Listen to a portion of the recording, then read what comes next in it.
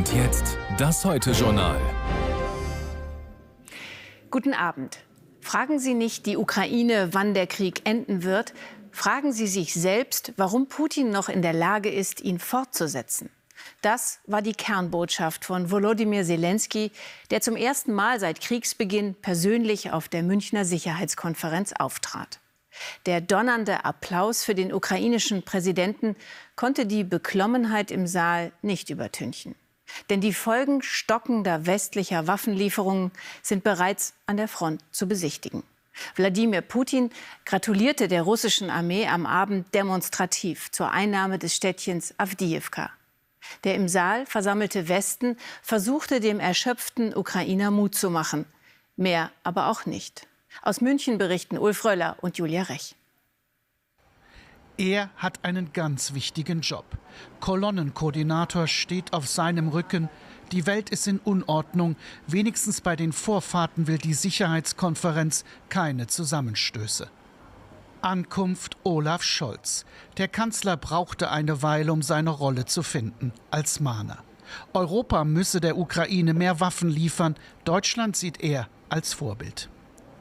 Tun wir genug, wo wir alle doch genug wissen, was ein russischer Sieg in der Ukraine bedeuten würde? Nämlich das Ende der Ukraine als freier, unabhängiger und demokratischer Staat. Die Zerstörung unserer europäischen Friedensordnung. Scholz' Rede klingt erschreckend nach 11:55.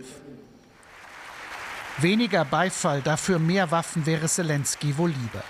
Wieder wird er werben um Marschflugkörper und um mehr Munition. Wieder gibt es viel Applaus dafür, aber der Westen droht das Rüstungswettrennen gegen Russland zu verlieren. Bitte fragen Sie nicht die Ukraine, wann der Krieg zu Ende ist. Fragen Sie sich selbst, warum Putin immer noch in der Lage ist, den Krieg fortzuführen. Und wie Putin das kann. 2400 Kilometer von München entfernt ist die russische Armee auf dem Vormarsch und hat nach monatelangen Kämpfen die ukrainische Stadt Awdijiwka eingenommen. Auf dem Podium sitzt Zelensky und würde gerne mit dem Finger auf Washington zeigen, wo die Republikaner im Kongress die Ukraine-Hilfe blockieren. Aber er muss Diplomat bleiben. Was würden Sie zu den Republikanern sagen, die Ihre Hilfe boykottieren?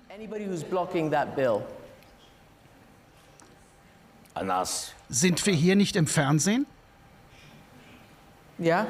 Dann werde ich nichts sagen.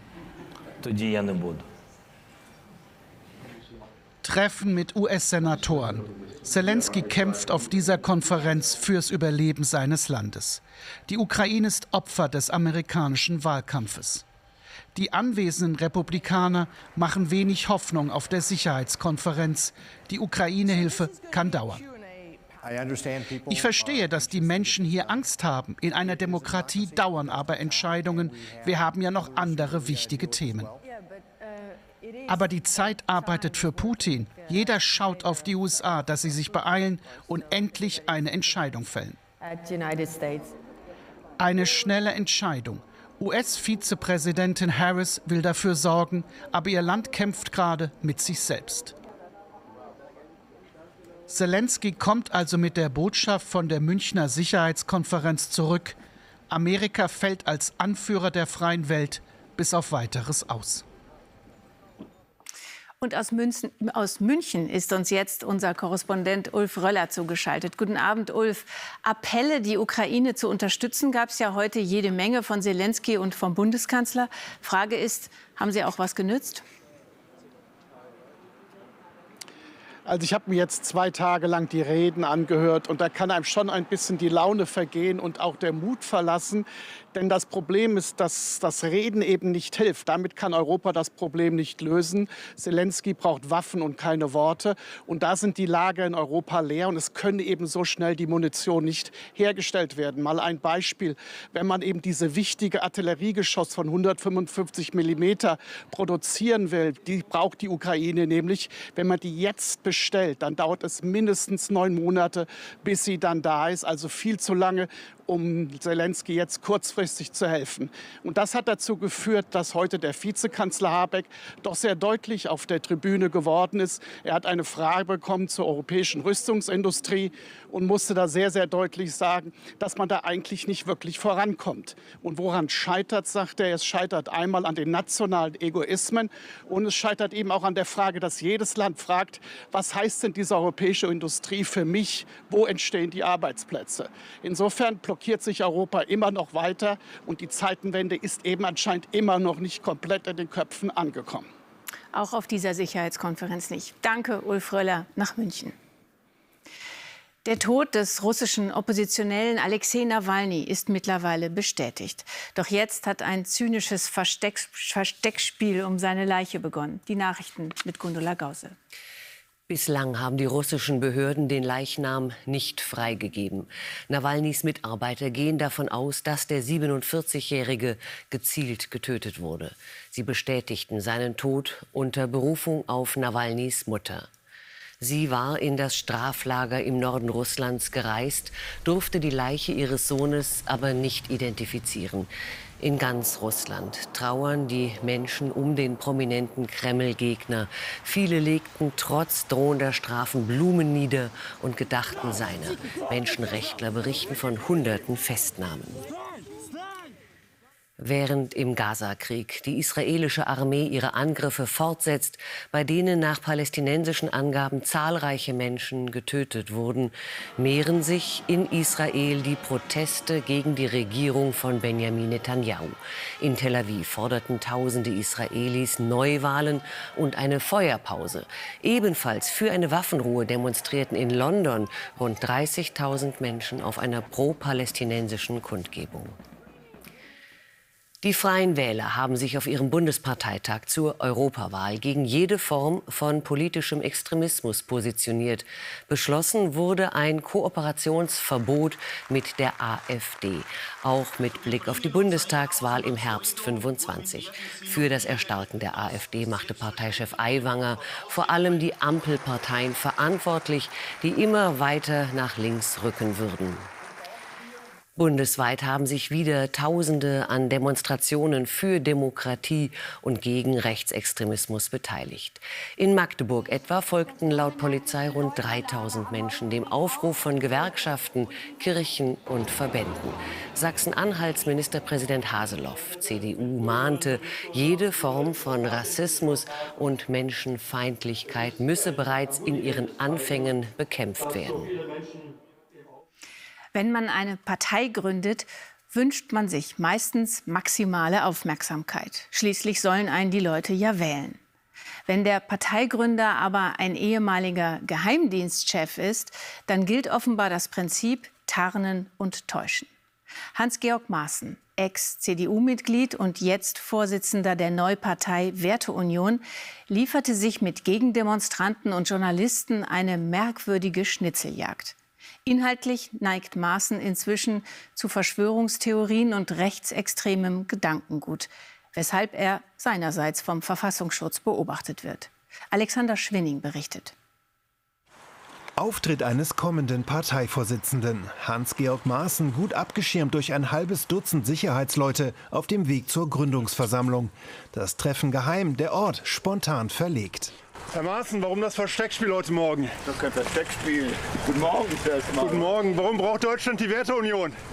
Erzähle ich nachher.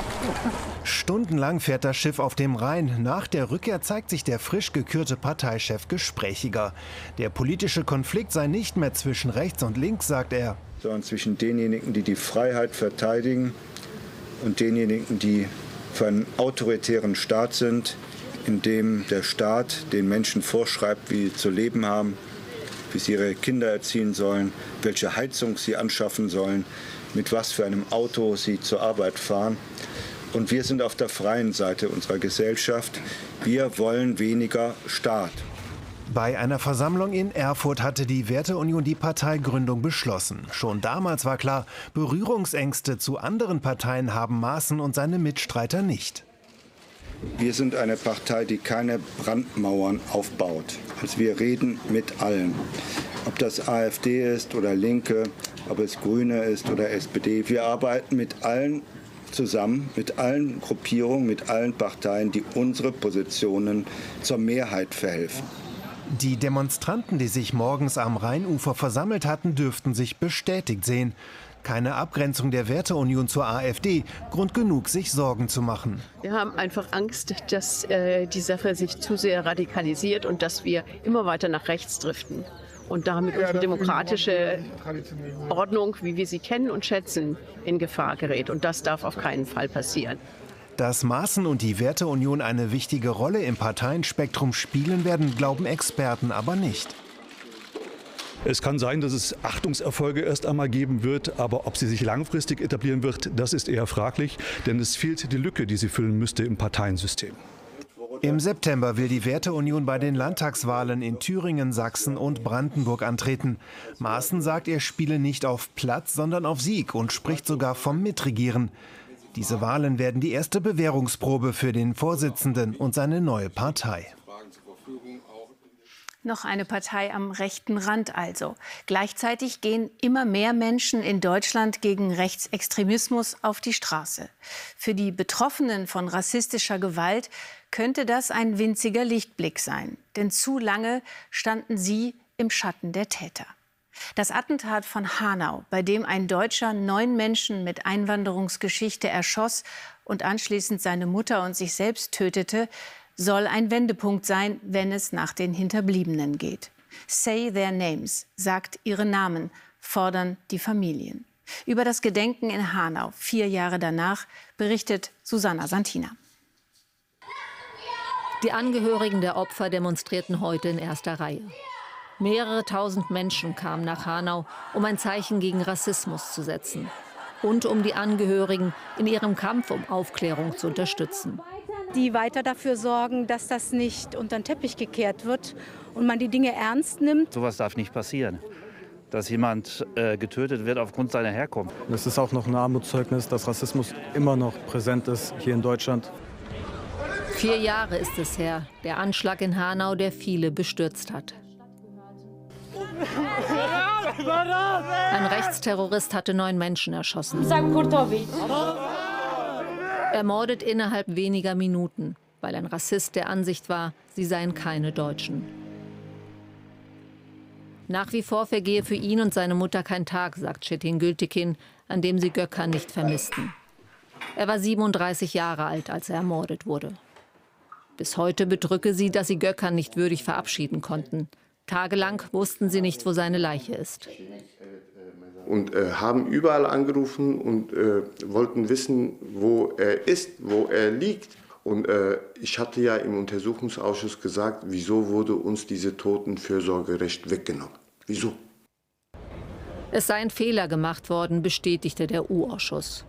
Auch beim nicht erreichbaren Notruf der Polizei. Der war in der Tatnacht unterbesetzt und das technische System seit langem veraltet.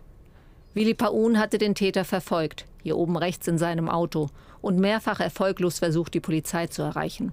Er wurde schließlich von dem Rechtsterroristen erschossen. Für seine Zivilcourage wurde Willi vom Land Hessen posthum geehrt und hat seine eigene Gedenkstätte bekommen. Auf politische Konsequenzen wartet sein Vater bis heute. Wir vermissen unseren einzigen Sohn immer noch. Dieses Loch bleibt für immer in unserem Herz. Niemand hat übernommen die Verantwortung.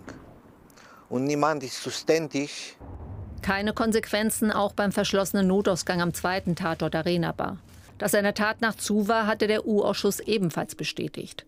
Said Nessa Hashemi und Hamza Kurtovic wurden in der Bar erschossen. Wer ist für den verschlossenen Notausgang verantwortlich, wollen Hamzas Eltern wissen. Die Staatsanwaltschaft lehnt weitere Ermittlungen ab. Die haben nicht einen einzigen Zeugen vernommen und haben das alles eingestellt. Dann frage ich mich, ist diese Staatsanwaltschaft da, um den Staat zu schützen oder für Recht und Ordnung zu sorgen? Die große Solidarität am 4. Jahrestag habe ihnen Kraft gegeben, sagen viele Angehörige heute. Sie werden weiter für Aufklärung und Konsequenzen kämpfen. Und wir haben hier noch den üblichen Samstagsservice. Zunächst die Gewinnzahlen vom Lotto. Sie lauten 8, 23, 31, 34, 36, 40, Superzahl 0. Weitere Gewinnzahlen auf Lotto, ZDF.de und im ZDF-Text auf Seite 556. Fehlen noch die Wetteraussichten, die vorerst frühlingshaft bleiben. Auch morgen ist es im Osten und Süden trocken mit sonnigen Abschnitten. Von Nordwesten her kommt Regen, der bis zum Abend die Mitte erreicht. 7 bis 14 Grad. Am Montag gibt es im Südosten Regen, sonst nur einzelne Schauer. Danach wechselhaft, aber auch immer etwas Sonne bei 7 bis 12 Grad. Und alles vom Sport jetzt gleich im aktuellen Sportstudio nach uns mit Jochen Breyer.